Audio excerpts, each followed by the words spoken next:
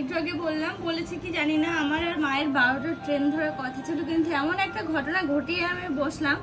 12টার train তো দূরে থাক, এখন বাড়ি থেকে কদিন যে নড়তে পারবো না সেটাই ব্যাপার। আমি যে কি হারে ভয় পেয়ে গেছিলাম, এতটা কেটে গেছে, পুরো সাদা মাংস বেরিয়ে গেছে। এই দেখো এখানে আমি ভাবলাম বাড়িতে কেউ থাকবে না, জানলা দরজাগুলো দিই। ঠিক জানলার ওখানে ছিল একটা চাকুর নিচে, মানে ওই যে বাসন রাখার যে র্যাকগুলো ওতে ছিল চাকু।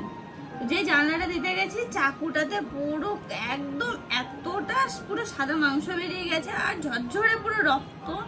মাকে সাথে সাথে ফোন করলাম যে অর্পণকে ডাকো, কারণ মায়ের যেতেই হবে রানাঘাট। মা আর আমি দুজনে যাচ্ছিলাম, যে কেউ একজনকে যেতেই হবে। তারপরে মা সাথে সাথে অর্পণকে ডাকলো, অর্পণ তো চলে এলো, মাও এসেছিল। ওই মা এসে পুরো মানে রক্ত পুরো ভর্তি হয়ে গেছে এই ঘর ওই ঘর দিয়ে। মা সেগুলো সব মুছে রেখে গেল। আর এই দেখো পাতা থেতো করে বেঁধে রেখে গেল। আর এই গজের কাপড় না, এই যে সময় পাওয়া যায় না, কোথায় আছে এক বান্ডিলে এতগুলো আছে, কিন্তু সে কিছুতেই খুঁজে পেলো না। সে সেই হাতের গোড়ায় যে কাপড়টা পেলো, এইটা নিচে একটা ফ্রেশ মাস্ক দিয়ে ওই পাতাটা দিয়ে বেঁধে রেখে গেল। দেখো আমি পাতাগুলো আস্তে আস্তে পরিষ্কার করব, মনে হচ্ছে যেন হালকা গরম জল করে পরিষ্কার করতে হবে।